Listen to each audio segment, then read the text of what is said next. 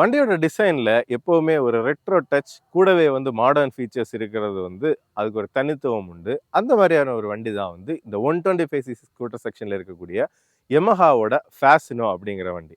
இந்த ஃபேசினோ அப்புறம் அந்த ரே இசட்டா ரெண்டும் தான் வந்து யமஹாவோட அந்த 125 ஸ்கூட்டர்ஸ். அதில் அவங்களுக்கு இருக்கிற இன்னொரு யூனிக்கான விஷயம் என்ன அப்படின்னு பார்த்தோம்னா, இந்த என்ஜின்ஸில் வந்து ஒரு சின்ன ஹைப்ரிட் டெக்னாலஜியும் வந்து யூஸ் பண்ணியிருக்காங்க. அந்த ஹைப்ரிட் டெக்னாலஜி வந்து எப்படி ஒர்க் ஆகுது, கூடவே வந்து இந்த ஃபேஷனோட டிசைன் என்னென்ன ஃபீச்சர்ஸ் கொடுத்துருக்காங்க, கம்ஃபர்ட் எப்படி இருக்குது, எல்லாத்தையும் பற்றின ஒரு டீட்டெயில் ரிவ்யூவாக தான் இந்த வீடியோ இருக்க போகுது. நீங்கள் பார்த்துட்டு இருக்கிறது சக்கரம் கார்ஸ் அண்ட் பைக்ஸ். ஒருவேளை நம்ம சேனலை நீங்கள் ஃபஸ்ட் டைமாக பார்க்குறீங்க, இல்லை சப்ஸ்கிரைப் பண்ணாமல் நம்ம வீடியோஸை பார்த்துட்டு இருக்கீங்க அப்படின்னா மறக்காமல் சப்ஸ்கிரைப் பண்ணிக்கோங்க, பெல் ஐக்கானை ப்ரெஸ் பண்ணிக்கோங்க. அப்போ தான் வந்து ஃபியூச்சர் அப்டேட்ஸ் எதுவுமே உங்களுக்கு மிஸ் ஆகாது.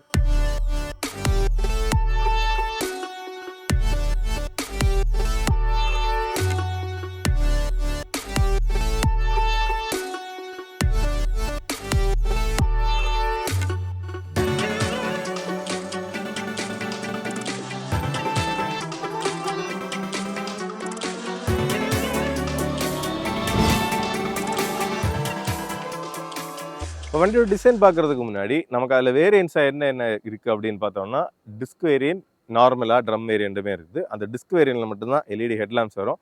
கூடவே அந்த ப்ளூடூத் யமஹாவோட அந்த ஒய் கனெக்ட் அப்படிங்கிற அந்த ப்ளூடூத் கனெக்டட் ஃபீச்சர்ஸ் எல்லாமே வந்து உங்களுக்கு இந்த டாப் மாடலில் தான் வந்து வருது. கூடவே வந்து ஆல்ரெடி சொல்லியிருந்த இவங்களோட இன்னொரு 125 ஸ்கூட்டரான யமஹா ரே இசட்டார் வந்து நம்ம ஆல்ரெடி ரிவ்யூ பண்ணியிருந்தோம். ஆல்மோஸ்ட் 1 இயர் கிட்ட ஆகுது.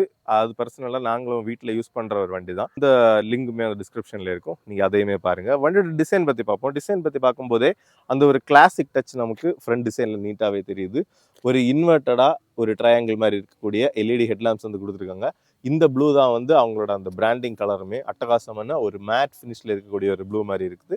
ஹெட்லாம்பை சுற்றி வந்து உங்களுக்கு ஒரு பியானோ பிளாக் ஃபினிஷிங், அதுக்கு கீழேயுமே வந்து ஒரு மேட் பிளாக்ல சென்டர் போர்ஷனை வந்து கொடுத்துருக்காங்க. அதில் தான் வந்து ரெஜிஸ்ட்ரேஷன் பிளேட் வருது, யமஹா லோகோ. அதில் வந்து சைடில் ஒரு எல் ஷேப்பில் வந்து சூப்பரான ஒரு பியானோ பிளாக் ஃபினிஷ் இண்டிகேட்டர்ஸ். இந்த போர்ஷன் நமக்கு ஃப்ரண்ட் மட்கார்ட் மட்டும் வந்து ஆக்சுவலாக வந்து மெட்டல்லே வந்து ஃபுல்லாக ஃபினிஷ் பண்ணியிருக்காங்க. டெலஸ்கோபிக் ஃபோர்க்கு வந்து ஃப்ரண்டில் கொடுத்துருக்காங்க. ரெண்டுமே வந்து 12 இன்ச் வீல்ஸ் தான், டியூப்லெஸ் டயர்ஸ். ஃப்ரண்டில் வந்து 90 விட்த் இருக்கக்கூடியது, பின்னாடி வந்து 110 இருக்கக்கூடிய கொஞ்சம் பெரிய இதுவுமே கொடுத்துருக்காங்க. அடுத்ததாக இங்கே எழுதியிருக்கிற அந்த யூபிஎஸ் அப்படிங்கிறது என்ன அப்படின்னு பார்த்தோம்னா, யூனிஃபைட் பிரேக்கிங் சிஸ்டம். அதாவது வந்து இன்டெகிரேட்டடாக நம்ம பேக் பிரேக் மட்டும் அப்ளை பண்ணாலே வந்து ஃப்ரண்ட் பிரேக்குமே கொஞ்சம் அப்ளை பண்ணுற மாதிரியான ஒரு செட்டப் தான். சைட் பேனலிங்குமே வந்து நீட்டாகவே இருக்குது. பேனல் கேப்ஸுமே அப்படின்னு பார்த்தோம்னா கொஞ்சம் எல்லாமே நீட்டாக ஃப்ளஷ்ஷாக ஃபிட் ஆகிறது மாதிரி தான் இருக்குது. இதுலேயுமே அந்த ஒரு சின்ன டிசைனாக, அது நார்மலாக இருக்கக்கூடியதை விட கொஞ்சம் யூனிக்கான ஒரு சின்ன டிசைன் வந்து கொடுத்துருக்காங்க. அடுத்ததாக வந்து பின்னாடியுமே ஃப்ரண்டில் இருந்த மாதிரியான ஒரு L shape piano black portion வந்து ஃப்ரண்டில் இருந்துச்சு. இதில் வந்து ஒரு இசட் ஷேப்பில் வந்து அந்த போர்ஷனுமே வந்து அப்படியே டிசைன் ஹைலைட்டாக கேரி ஃபார்வர்ட் பண்ணியிருக்காங்க. நீட்டாக ஃபிட்டாக இருக்கக்கூடிய உங்களுக்கு ஃபுட் ரெஸ்ட்டுமே வந்து ரியர் பில்லியனுக்கு கொடுத்துருக்காங்க. சைட் க்ளீனாக இருக்குது. ஃபேஷனோ அப்படிங்கிறது உங்களுக்கு 3Dலே வந்து எம்பெட் பண்ணியிருக்காங்க. இந்த போர்ஷன் வந்து ஜஸ்ட் அந்த டிசைன் ஷேப் மட்டும்தான், மற்றபடி க்ளீனாக நீட்டாக தான் இருக்குது. பின்னாடி வந்து பார்த்தோம்னா உங்களுக்கு ஒரு வி ஷேப்பில் இருக்கக்கூடிய ஒரு டெயில் லேம்ப் கொடுத்துருக்காங்க. ஓவரால் வந்து அது ஒரு ரெட் ஃபினிஷிங் மாதிரி இருக்குது. இதில் வந்து உங்களுக்கு பிரேக்குக்கான லைட், இண்டிகேட்டர்ஸ் வந்து கூட வந்துடுது. சிம்பிளாக உங்களுக்கு ரியர் போர்ஷனில் வந்து அந்த நம்பர் பிளேட்டையுமே வச்சு முடிச்சிருக்காங்க. உங்களுக்கு சைலன்சரும் பார்த்தோம்னா மேலே வந்து ஒரு ஃபைபர், கொஞ்சம் ஹார்டான நல்ல ஃபைபரில் கொஞ்சம் ஒரு மெட்டல் மிக்ஸ்டான ஒரு மாதிரி தான் இருக்குது. நல்லா ஹார்டான ஒரு இதில் வந்து அந்த மஃப்லருக்கான ஃபுல் போர்ஷனையுமே முடிச்சிருக்காங்க. அடுத்ததாக ஆக்சசரியாக வந்து பார்த்தோம்னா நமக்கு லேடிஸ் ஃபுட் ரெஸ்ட் வந்து நமக்கு இதை மாட்டிக்கலாம். அதுக்கப்புறம் வந்து ஆக்சசரிஸ் அப்படின்னு பார்க்கும்போது அந்த ஃபுல் மெட்டல் அந்த கார்ட் அதெல்லாமே வந்து நீட்டாகவே கொடுத்துருக்காங்க. சீட்ஸை பற்றி பார்ப்போம். சீட்ஸ் வந்து பார்த்தோம்னா நல்ல ஒய்டாக இருக்குது. இப்போ பார்த்தீங்கன்னா நல்ல விட்த் உங்களுக்கு கிடைக்குது. பில்லியனுக்கும் நீட்டாக இருக்கக்கூடிய ஒரு சீட், கூட வந்து நீட்டான ஒரு கிராப் ஹேண்டில், பின்னாடி இருக்கிறவங்களுக்கும் கரெக்டான ஒரு பேக் ரெஸ்ட், கூட வந்து நல்லா பிடிச்சிக்கிறதுக்கான கிராப் ஹேண்டிலுமே வந்து கொடுத்துருக்காங்க. ஏறி உட்காந்து பார்ப்போம். ஏறி உட்காரும்போது தான் அந்த மெயினான ஒரு ஹைலைட்டான விஷயம் என்னென்னா, அந்த 125cc ஸ்கூட்டர்ஸ்லேயே மோஸ்ட் லைட் வெயிட்டாக இருக்கக்கூடிய ஸ்கூட்டர்ஸ் வந்து இந்த ஃபேஷனோ அப்புறம் வந்து ரே இசட்டா, அந்த ரெண்டுமே வந்து கரெக்டாக 99 கிலோஸ் தான் வந்து அந்த ட்ரை வெயிட் வந்து உங்களுக்கு வருது. அதனால் வந்து என்னென்னா, இப்போ லேடிஸ் அந்த மாதிரி யூஸ் பண்ணும்போது கூட அந்த லைட் வெயிட் வந்து இன்னும் கொஞ்சம் வந்து அவங்களுக்கு ஈஸியாக ஓட்டுறதுக்கும் நல்லாவே ஹெல்ப்ஃபுல்லாக இருக்கும். சீட்ஸை பொறுத்தவரை சூப்பராக கம்ஃபர்டபுளாக இருக்குது.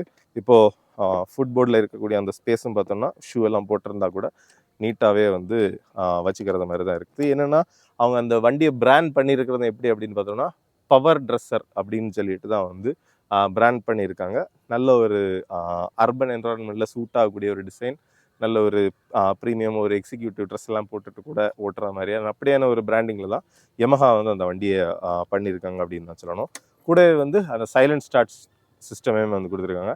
இப்போ நம்ம ஸ்டார்ட் பண்ணோம் அப்படின்னா இப்போ அந்த ஸ்டார்டிங் மோட்டரோட கிராங்க் வந்து நம்ம கேட்க வச்சு அது சைலண்டாகவே வந்து ஸ்டார்ட் ஆயிரும். கூடவே வந்து அந்த என்ஜின் ஸ்டாப் சிஸ்டமுமே வந்து இதிலே வந்து கொடுத்துருக்காங்க. அதாவது நம்ம டிராஃபிக்கில் போய் நின்னோன்னா கொஞ்சம் செகண்ட்ஸ் தாண்டும் போது தன்னாலே வந்து ஷட் ஆஃப் ஆயிரும். அதுக்கப்புறம் ஜஸ்ட் ஆக்சிலேட்டரை மட்டும் டிஸ் பண்ணோம் அப்படின்னா தன்னாலே ஸ்டார்ட் ஆகி அப்படியே வந்து மாறிடும். பிரேக்கு கூட பிடிக்கணும்னா ஆக்சிலேட்டரை மட்டும் நம்ம டிஸ் பண்ணாலே அது வந்து ஒர்க் ஆயிரும். இப்போது என்ஜினோட அந்த சவுண்ட் அப்படின்னு பார்த்தோம்னாலும்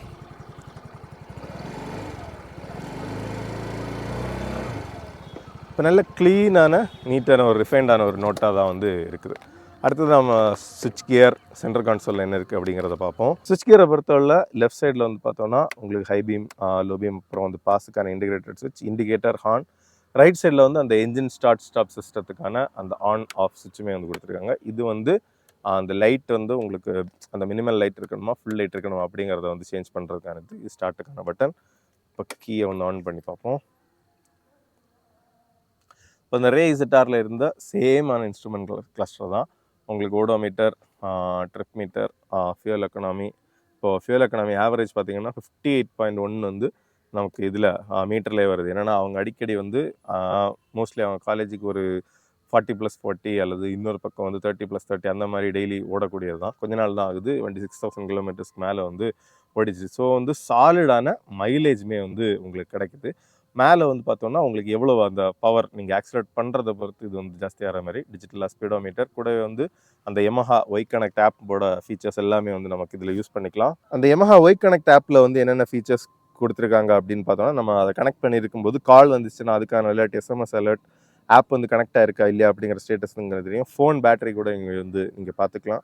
அடுத்ததாக வந்து மெயின்டெனன்ஸுக்கான ரெக்கமெண்டேஷன், அதாவது அந்த ரெகுலரான சர்வீஸ் அலர்ட்ஸ், வண்டியில் ஏதாவது மேல் ஃபங்க்ஷன் இருந்துச்சுன்னா அதுக்கான அலர்ட், லாஸ்ட்டாக எங்கே பார்க் பண்ணியிருந்தீங்க அப்படிங்கிறது, வண்டி நீங்கள் ஓட்டுறதை பொறுத்து உங்களுக்கான ஒரு சின்ன ஸ்கோரிங் சிஸ்டம் மாதிரி ஒரு விஷயம். இப்படி வந்து நிறைய ஃபீச்சர்ஸை வந்து இதில் வந்து அவங்க அள்ளி கொடுத்துருக்காங்க. அடுத்ததாக வந்து இந்த மைலேஜுமே வந்து கிடைக்கிறதுக்கான அந்த மெயினான ரீசன் என்னென்னு பார்த்தோம்னா அந்த ஹைப்ரிட் சிஸ்டம் அப்படிங்கிறத நம்ம முதல்ல வந்து சொல்லியிருந்தோம். அந்த ஹைப்ரிட் சிஸ்டத்தில் வந்து என்ன பண்ணுறாங்க அப்படின்னா உங்களுக்கு வந்து ஒரு காரில் ஹைப்ரிட் ஒர்க் பண்ணுறது மாதிரியான ஒரு இது. என்னென்னா இன்டகிரேட்டட் ஸ்டார்டர் ஜென்ரேட்டர் வந்து உங்களுக்கு கொடுத்துருக்காங்க. ஸோ அந்த ஐஎஸ்ஜி வந்து என்ன பண்ணும் அப்படின்னா ரன்னிங்கில் வந்து கொஞ்சம் பவரை வந்து ரீகூப்பரேட் பண்ணி பேட்டரியில் வந்து சேவ் பண்ணியிருக்கோம். அந்த இனிஷியல் ஆக்சிலரேஷன், அதாவது நம்ம ஸ்டார்ட் ஆன் பண்ணி ஜஸ்ட் ஸ்டார்ட் பண்ணி அந்த ஃபஸ்ட் இருக்கக்கூடிய இனிஷியல் ஆக்சிலரேஷன், ரோல் ஆன் ஆக்சிலரேஷனில் இல்லை, ஸ்டார்ட் பண்ணி நம்ம இனிஷியல் ஆக்சிலேட் பண்ணும்போது குயிக்காக அப்படி பிரிஸ்காக நம்ம ஆக்சிலேட் பண்ணோம் அப்படின்னா இங்கே இண்டிகேஷன்லேயுமே வந்து ஏஎஸ்எஸ்டி அசிஸ்ட் அப்படிங்கிற ஒரு இண்டிகேட்டருமே எரியும்.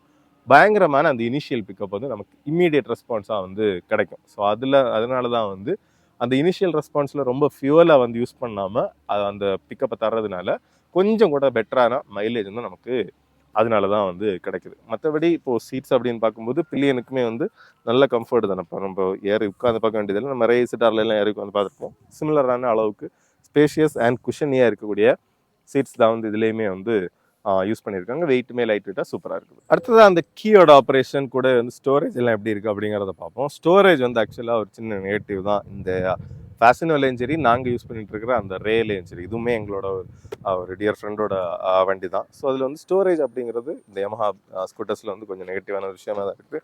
இங்கே வந்து கபி ஹோல், ஃபோன் அண்ட் ஹோல்டர் இந்த மாதிரி எதுவுமே இல்லை. ஜஸ்ட் வந்து நமக்கு கீ தான். கீ வந்து பார்த்தோன்னா உங்களுக்கு சிம்பிளான ஒரு கீயை தான் கொடுத்துருக்காங்க. அதுக்கு கீழே வந்து உங்களுக்கு ஒரு பார்சல் ஹுக் வந்து கொடுத்துருக்காங்க. ஸோ இதை வந்து அப்படி யூஸ் பண்ணிக்கலாம். கீழே வந்து உங்களுக்கு இதுலேயுமே ஒரே பார்சல் ஹுக் தான் வந்து அதுலேயுமே வருது. இந்த கீயோட ஆப்ரேஷனுமே பார்த்தோம் அப்படின்னா நம்ம ஜஸ்ட் அதை போட்டு லெஃப்ட் சைட் ட்விஸ்ட் பண்ணோம் அப்படின்னா அண்டர் சீட் அந்த இது வந்து ஓப்பன் ஆகுது. 21 லிட்டர்ஸ் வந்து அண்டர் சீட் ஸ்டோரேஜ் இருக்குது. E20 ஃபியூல் கம்ப்ளைண்டான எல்லாமே வருது. ஆக்சசரிஸாக வந்து உங்களுக்கு அந்த யூஎஸ்பி சார்ஜர் அந்த மாதிரி விஷயங்களுக்குமே வந்து நீங்கள் இதிலே வந்து யூஸ் பண்ணிக்கலாம். இன்னொன்று என்னென்னா நிறைய ஸ்கூட்டர்ஸில் இப்போ வந்து அந்த ஓப்பன் டைப்பில் சீட்டு அண்டர் சீட்டை வந்து நீங்கள் ஓப்பன் பண்ணாமலே இதிலே வந்து ஓப்பனாக ஃபியூல் ஃபில் பண்ணுறதுக்கான ஆப்ஷன்ஸ் வந்துருச்சு. ஸோ இதில் வந்து ஸ்டில் வந்து அண்டர் சீட்டில் தான் வந்து வச்சுருக்காங்க. ரே ZR-லையுமே அப்படி தான். இருந்தாலும் இப்போ நாங்களும் சரி அவங்களும் சரி அதை வாங்குறதுக்கான மெயினான ரீசன்ஸ் என்னென்னா அப்படின்னா அந்த லைட் வெயிட்டாக இருக்கிறது ஒன் ஆஃப் த ரீசன்ஸ். கூட வந்து நல்ல மைலேஜ் அப்படிங்கிறது ஒன் ஆஃப் த ரீசன்ஸ். இன்னொன்று இந்த வண்டி வந்து பார்த்தோம்னா ஒரு 6 மந்த்ஸ் கூட ஆயிருக்காதுன்னு நினைக்கிறேன். 3 to 4 மந்த்ஸ் தான் ஆயிருக்கும். ஆனால் 6000 கிலோமீட்டர்ஸ் ஓடி இருக்கு. அதே நேரத்தில் எங்கள் வீட்டில் யூஸ் பண்ணிட்டு இருக்கிற அந்த ரே ZR வந்து பார்த்தோம்னா 1 இயருக்கு மேலே ஆயிடுச்சு. 1200 தான் கிலோமீட்டர் தான் வந்து ஓடி இருக்குது. மேஜரான கம்ப்ளைண்ட்ஸ் எதுவுமே இல்லை. இதில் மட்டும் வந்து என்னன்னா அந்த ஆயில் வார்னிங் வந்து வந்துட்டு இருக்குது. ஸோ அது வந்து அவங்க சர்வீஸில் வந்து செக் பண்ண போகிறாங்க. மற்றபடி நாங்கள் ரொம்ப கம்மியான யூசேஜில் இருக்கும்போது கூட எங்களுக்குமே வந்து எந்த ப்ராப்ளம்ஸுமே இல்லை. ஏன்னா ஹோண்டா மாதிரியான ஒரு ரிலேபிளான ஒரு பிராண்டு தான் வந்து யமஹா. கண்டிப்பாக அவங்களோட ப்ராடக்ட்ஸ் வந்து எப்போவுமே அந்த ரிலேபிலிட்டி ஃபேக்டரில் ஜாஸ்தியாக இருக்கிறதால தான் இந்த பையிங் டெசிஷனுக்கே வந்தது.